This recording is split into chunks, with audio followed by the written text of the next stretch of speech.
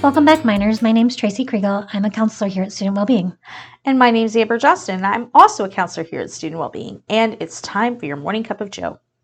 Tracy, I wanted to go in a bit of a different direction this morning. Today, I want to talk about anger, but I couldn't find a movie that I really liked to talk about anger, but then it kind of hit me. Ooh. Titanic. Oh, that's a good one. 1997 classic, and if you hadn't had a chance to see it, at the time that this was written, they had just made it available on Netflix, Nice. which is why it's on my mind.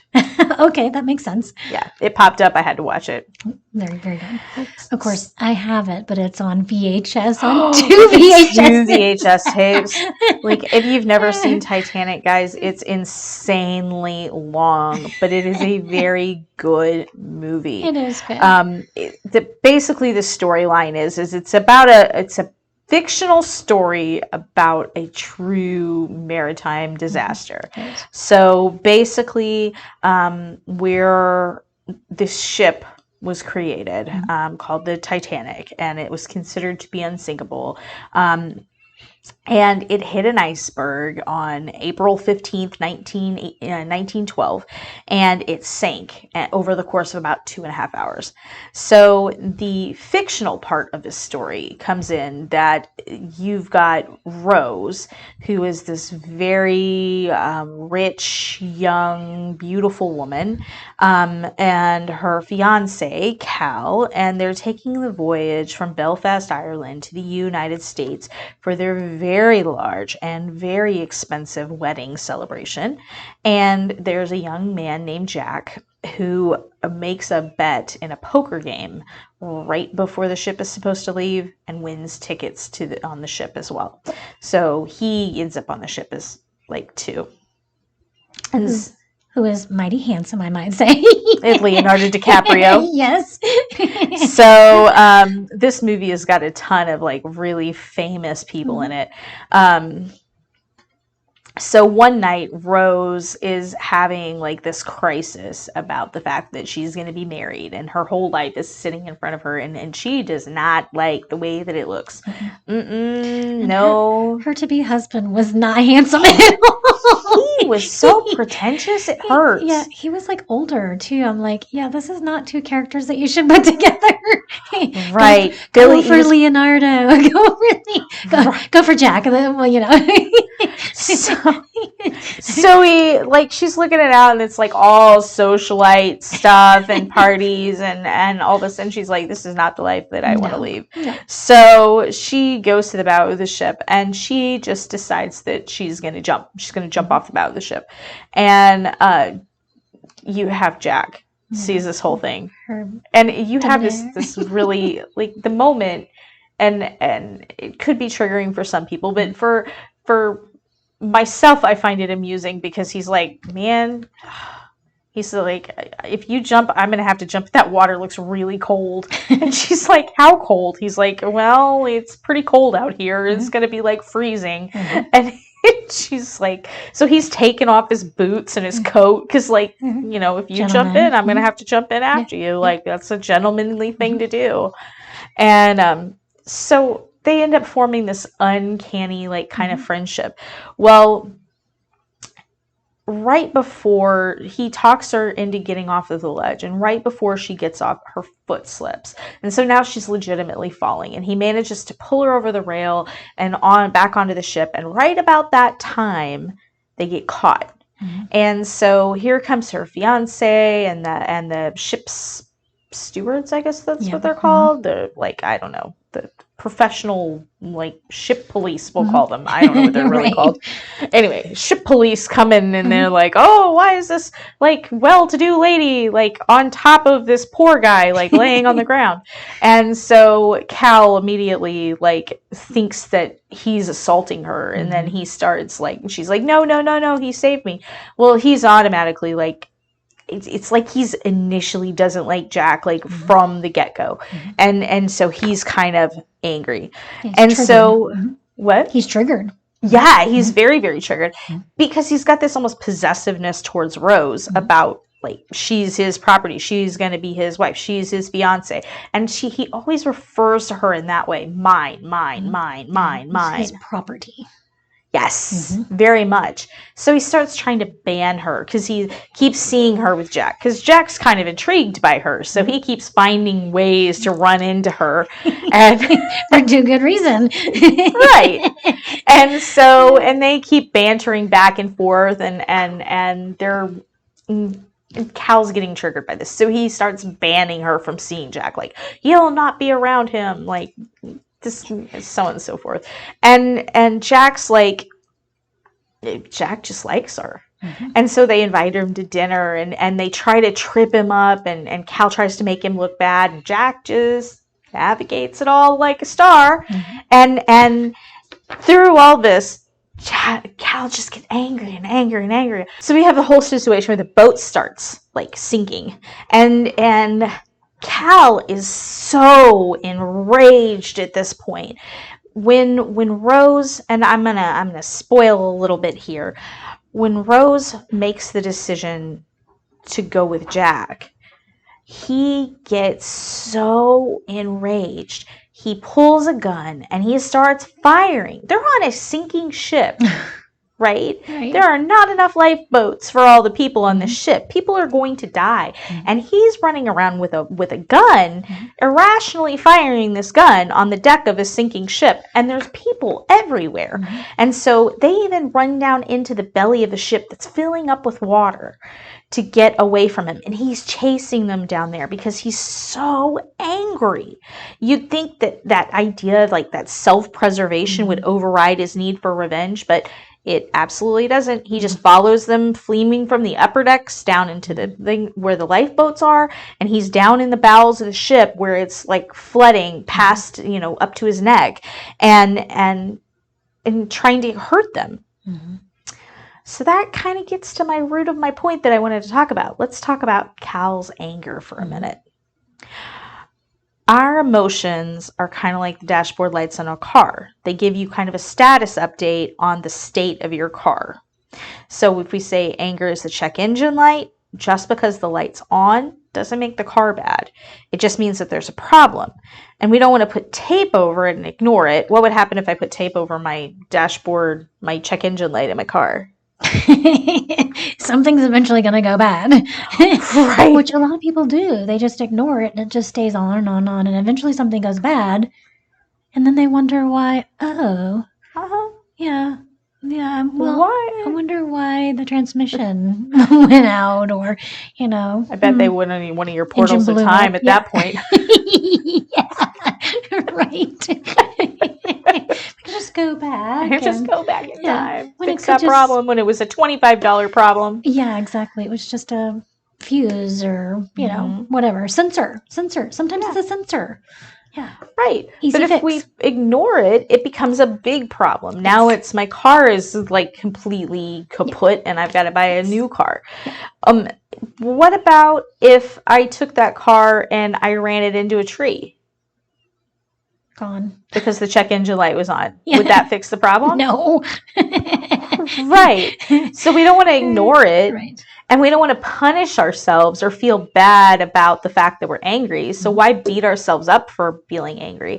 It just means that there's a problem with the car and that we need to fix it. That's all anger is. It's an alert saying that there is a problem with the way that I'm being treated, or that there's a problem in the way that in what's happening, and I need to look at it and figure out what the problem is. Right. So let's run a car diagnostic kind of thing on Cal's anger. So what do you think? So on the surface, it seems as though it feels like there's like a whole lot of anger. So anger is that secondary emotion. So, anger is like that iceberg that the Titanic hit. And so anger's on top of the water. And then the emotions were on the bottom, right? So that jealousy was rising up, the embarrassment was rising up, there was fear, and there was that sense of threat that was there on the bottom. And so Cal felt those feelings first, and then milliseconds later he came in with that emotion of anger. We're going to put a link in the notes down at the bottom about the Anger Iceberg, so you can get more information about that if you'd like. So just check out those notes so you can Right. Read more about that if you're interested in that. The anger forms that top part of the iceberg. It's being supported by all of those emotions that he's feeling underneath. Right. So we don't always realize that we're feeling all of those things that are underneath. Those are kind of under the water, so they might go under. Driving it. Anger is a much easier emotion to recognize. So when we're feeling anger, like we don't realize all the plethora of other emotions we're feeling at the same time. Like Cal wasn't thinking, I'm feeling embarrassed, or I'm feeling this, or I'm feeling that. He's just thinking, I'm angry. So let's back up a little bit and let's talk about the ABC model. And we've introduced this before, but I'm going to kind of review it and go over it for somebody who may not have caught every one of our prior podcasts. So ABC model has 3 basic parts to it. And this is it's a CBT concept, cognitive behavioral therapy concept. And basically what it says is that you have an activating event, that's A, and then you have your belief about the event. And then when your belief forms the consequences. So when we talk about that initially, we start with the activating event, and then I will have what are automatic thoughts about it. So in this case, Cal sees Jackin and Rose on the ship, and so what are some automatic thoughts he might be having? He thought that he was hurting her. He had attacked her. He didn't see any logical thought processes within it. Right. This guy is underneath my social status. What is he doing touching my future wife? How dare he? And those form form a belief pattern. The automatic thoughts create the belief. So then the belief would be, this guy is touching something that's mine. Right. He's invading my territory, okay? Because we got that she's mine thing we were talking about earlier. So here's this belief. So then what's that create? It creates our emotions. So we have primary emotions first, and then our secondary emotions. So his primary emotions would be jealousy, fear, feeling threatened, embarrassed. And then his secondary emotion would be the anger, like we were talking about with the Anger Iceberg. And then the last would be the consequences. So the consequences was he stopped worrying about his own safety to the point that all he was worried about was hurting them. So what we have to do, like if we're want to change how we react in a situation, we have to change things at that A to B level, those automatic thoughts. So his belief that Rose was his property, his belief that Jack had the audacity to touch Rose and try to, in his mind, sexually assault her, which he didn't. He was saving her life. But instead of talking himself out of those feelings, he just allowed it to kind of stew. And then that's what led him to feeling that anger. But if he would have talked to address those automatic thoughts and said, okay, I understand that I felt jealous, but he was only trying to save her. She is not my property. She's her own person. She's allowed to make her own decisions and have her own friends. How would that have changed Rose and Cal's interactions? If Cal wouldn't have been possessive of Rose, it could have changed the entire outcome of the movie. Right. Him being understanding of Rose and just simply asked her, hey, were you okay? It looks like you might have fallen, and actually engaged her in the conversation, instead of making an assumption. Right. Right. Which is a cognitive distortion. He totally jumped to a conclusion of what happened in the situation and just ran with that, which was his trigger, and that was the activating event, which escalated the anger, that underlying, that emotion there. Right. And so that sparked everything that happened within the movie. And so if that would have changed, instead of him utilizing that cognitive distortion, the whole outcome could have been completely different. Heck, him and Jack could have been friends. Right. Yeah. Well, and then you wouldn't have had people don't really like change. So would she really thrown her entire life upside down if she would have had the ability to communicate with Cal? Yeah. She'd have the ability to talk to him and not be his property. Right. She might have seen him in a different light. She might have gone, oh, this guy really does care about me. Right. She might have saw him as a person who was of honor and respect. Right. And then she might have gone, oh, our marriage is going to be, of the marriage type that I want. Mm-hmm. But she saw his character and nature of this possessive person who was hateful and domineering, and and that was what she saw that she didn't want. And then she would have stayed in the boat. Right. And Jack would have been on the door. Right. And everybody would have lived. Right. Yeah. So if you look at it that way, Right. Cal's anger killed everybody. Right. Yeah. I'm joking. No, I know. Yeah, we're gonna blame it on Cal. He's a terrible person. Yeah, he was. Well, and anger, that emotion can drive things to go so far left into the field of no return. And so had his anger been under control, things could have been like you said, such a different outcome. So right. It can totally change. And that's why when we talk about the ABC model and using the ABC model, it can completely change things. And we're going to reiterate that, or my famous thing I say all the time, you can't control other people's reactions. You can only change your reaction to it. Yeah. So if he would have changed his reaction, would it have changed Jack and Rose's reaction? Yeah. If Jack would have seen her being treated right, he wouldn't have been all chasing her and trying to be in a relationship with, well, I don't even know that he was necessarily trying to be in a relationship with her. Yeah. He wouldn't have been following her around the way that he did. She would have been happier. They would have had a better interaction. Like, it would have, was some of the stuff that they did directly overstepping Cal's boundaries? Absolutely. Mm-hmm. But he didn't have to react by shooting a gun at them or flipping tables. Right. The way that he reacted escalated the situation. Sure. Well, and obviously Jack was a man of honor. Yeah. He saw this woman who was hurting at the front of the ship, and he came to her rescue. And so then he saw a man who was very angry and overbearing. He obviously saw someone who needed help. And he was in that rescue mode. And so the curiosity of his attraction to her obviously grew, and so he wanted to see, he had that protective nature that thought, maybe I need to investigate this more. So it started out with them being friends. Yeah. So then it just grew. Yeah. And I think there's that one question I always pose to people: who's in control of you? You. You're in control of your behaviors, your actions, your thoughts.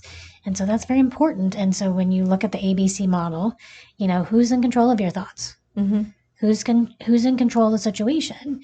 If you blame everybody else for the situation, you have to come back to that question and ask yourself, was it everybody else who was to blame? Or is the common denominator my behavior? Yeah, common denominator, your behavior. Yeah, very important. So if Cal would have asked that question to himself, did I have a part in this? Did I overreact? Could I have just simply have said, hey, what was going on here? Like you said, the outcome might have been different. If you find yourself struggling with anger and in handling anger, when we have enough students enroll, we have an anger management program that we run up here. Mm-hmm. I also have been known to run through that program individually with clients before. So give us a call. We are here Monday through Friday, 8 to 5. And we've, during the summertime, it's 8 to 4:30. Mm-hmm. We can help you kind of work through like some of the stuff we're talking about, the ABC model, and learning how to handle those angry feelings. Right, absolutely. And we have other groups that are always available. If you're dealing with anxiety, we've got the Stop Anxiety group. We have the Healthy Relationships group. We have Minors for Recovery if you're dealing with any types of addiction. Mm-hmm. We've got the Self-Identity group. Yep. We've got the Neurodivergent group. Right. We've got the new Positive Mindfulness program. Mm-hmm. We've got the Body You group. So we've got a lot of group. The Grit and Resilience group Creative Arts Processing. Fantastic. What was it? Yeah. Yeah, absolutely. We got a variety of groups and things that can kind of help, and we can help if you're struggling with angry feelings. We can help you work through some of that. Individuals, so counseling. Mm-hmm. So reach out if you need help. So thank you for joining us this week, Minors, and we'll see you next week. Take care. For more information about mental health and wellness, contact Student Wellbeing at 204 Norwood Hall.